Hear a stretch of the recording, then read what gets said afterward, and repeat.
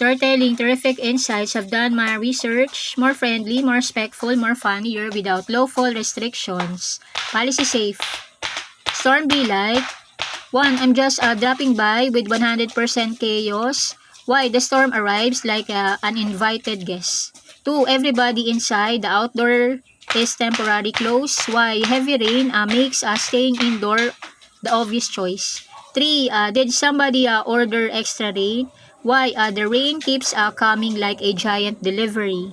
4. Lights flickering. That's my special effect. Why? Stormy weather can make lights flicker. 5. Wind speed. Let's turn that slider all the way up. Why? Strong winds can make everything outside looks dramatic. 6. Your umbrella has entered hard mode.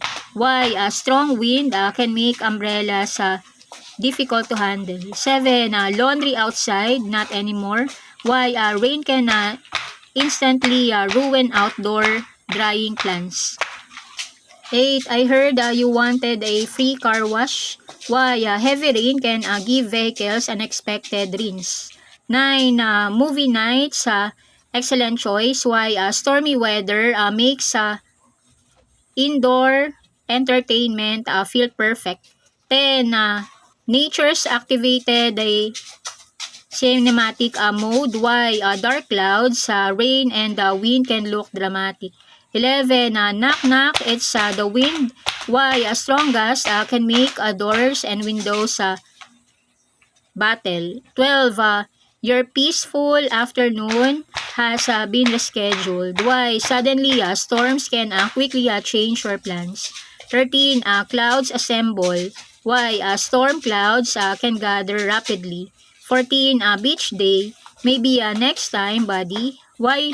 Rain and rough weather can ruin outdoor plans. 15. I bought rain, wind, and absolutely no invitation. Why? Storms definitely don't wait for permission. 16. Everyone suddenly becomes a weather expert.